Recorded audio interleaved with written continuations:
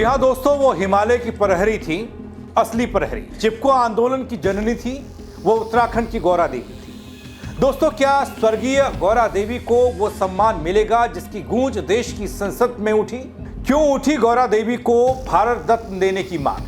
किसने उठाई, बताऊंगा आपको गौरा देवी के बारे में भी। नमस्कार, पहला आग में पंकज रौतेला, आप देख रहे हैं उत्तराखंड न्यूज। दोस्तों, हिमालय की असली प्रहरी का जिक्र, जिन महिलाओं ने पेड़ों से चिपककर हमारी पहाड़ियों को बचाया, क्या उन्हें अब मिलेगा देश का सबसे बड़ा सम्मान? स्वर्गीय गौरा देवी का जिक्र, गौरा देवी का नाम अब संसद की दीवारों तक पहुंच चुका है, गूंज चुका है। संसद में उठी मांग क्या चिपको आंदोलन की नायिका को मरणोपरांत भारत रत्न दिला पाएगी? क्या यह हिमालय की मातृशक्ति को वो सलाम होगा जिसकी उसने हमेशा कामना की, वो हकदार रही? दगड़ियों, इन दिनों संसद का शीतकालीन सत्र चल रहा है। शीतकालीन सत्र के दौरान राज्यसभा लोकसभा में गहमा गहमी देखने को मिल रही है। इसी कड़ी में उत्तराखंड के राज्यसभा सांसद महेंद्र भट्ट ने चिपको आंदोलन की अग्रणीय स्वर और प्रेरणा रही गौरा देवी को भारत रत्न देने की मांग की। दोस्तों, उत्तराखंड के राज्यसभा सांसद महेंद्र भट्ट ने राज्यसभा में चिपको आंदोलन का जिक्र किया, इतिहास बताते हुए गौरा देवी के बलिदान को याद किया।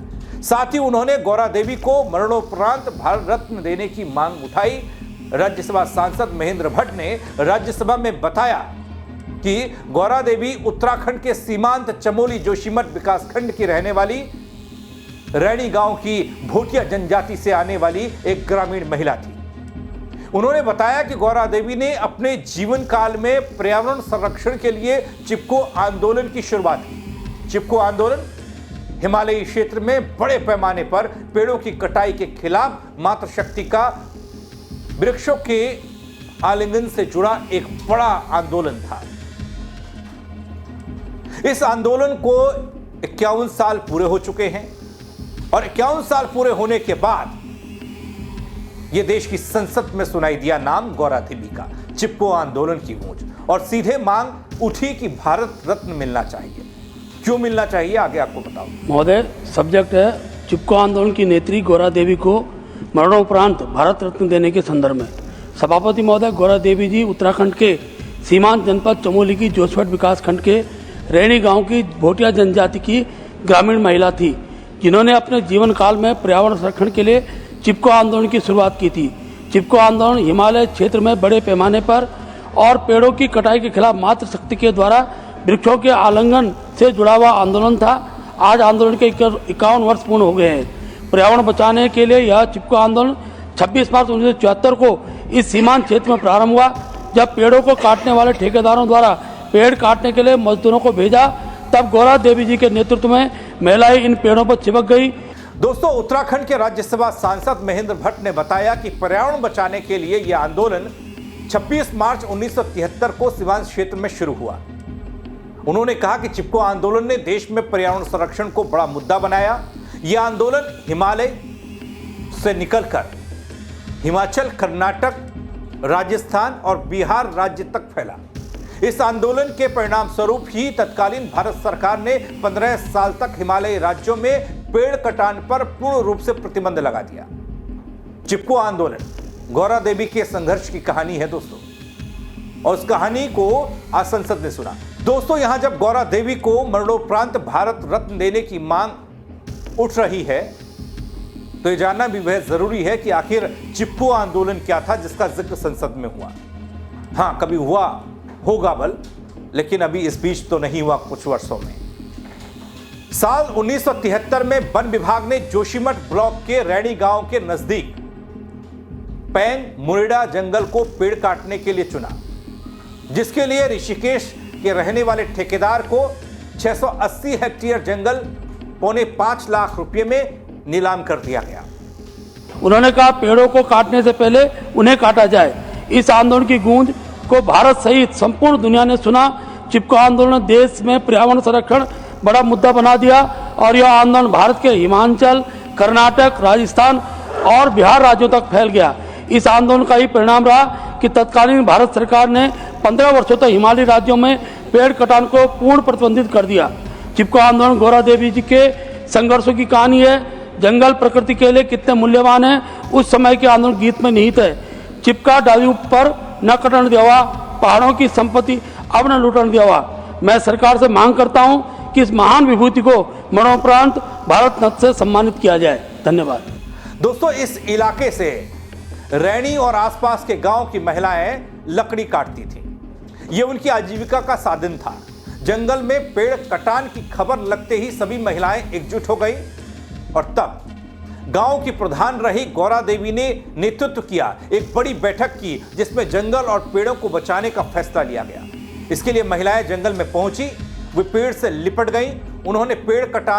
उन्होंने ऐसा करके पेड़ों से चिपक कर पेड़ काटने वालों को कई दिनों तक रोके रखा।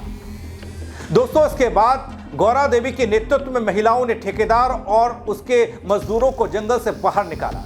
पेड़ों से चिपक कर इसे बचाने के कारण इसे चिपको आंदोलन का नाम दिया गया। इस आंदोलन की गूंज राष्ट्रीय राजधानी दिल्ली समेत पूरी दुनिया ने सुनी थी। तब दोस्तों, रैनी गांव में 50 साल पहले कुछ ऐसी तस्वीरें सामने आई थी जिसने हर किसी को पर्यावरण संरक्षण के प्रति एक जिम्मेदार नागरिक के तौर पर जिम्मेदारी भरी नजरों से देखने के लिए मजबूर कर दिया था, जिसे हर कोई देखकर हैरान था। महिलाओं का पेड़ों को सुरक्षित रखने के लिए किया गया ऐसा अनोखा विरोध दुनिया में पहली बार देखा गया था। इस दौरान गांव की बिना पढ़ी लिखी महिलाएं पेड़ों के संरक्षण के लिए पेड़ों से लिपट गई।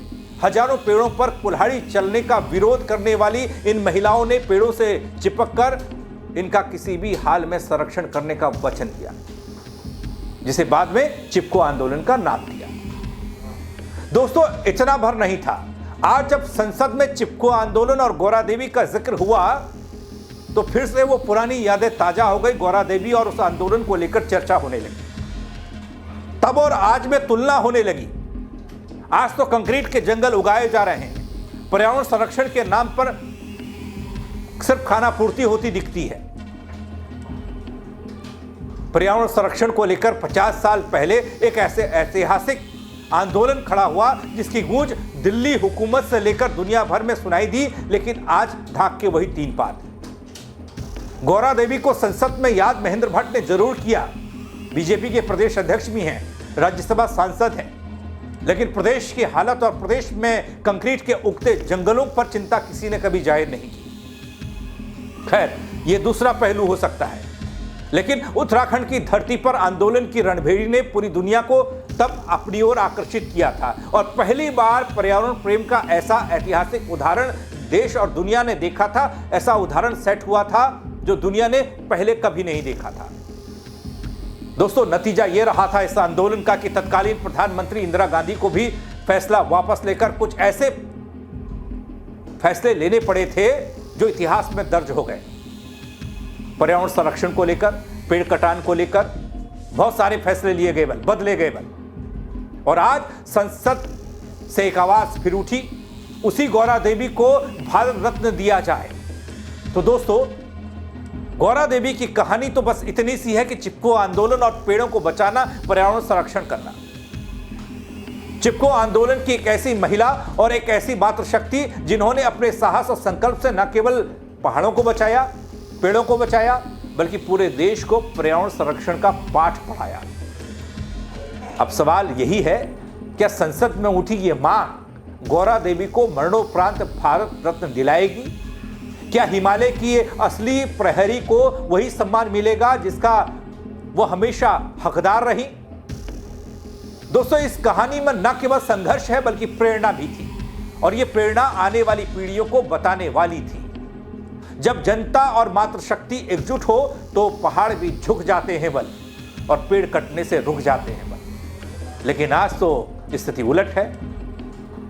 आगे क्या होगा, भारत रत्न मिलेगा या नहीं, ये तो बात की बात है, लेकिन एक बार फिर से उस संकल्प को दोहराने की जरूरत उत्तराखंड को लेकर तो जरूर है। आप क्या कहेंगे इस खबर को लेकर? आप कमेंट के जरिए जरूर बताइएगा। दोस्तों, मेरे साथ जुड़ने के लिए आप सबका बहुत शुक्रिया। हाँ, शेयर करना ना भूलें ताकि लोग तो जागें।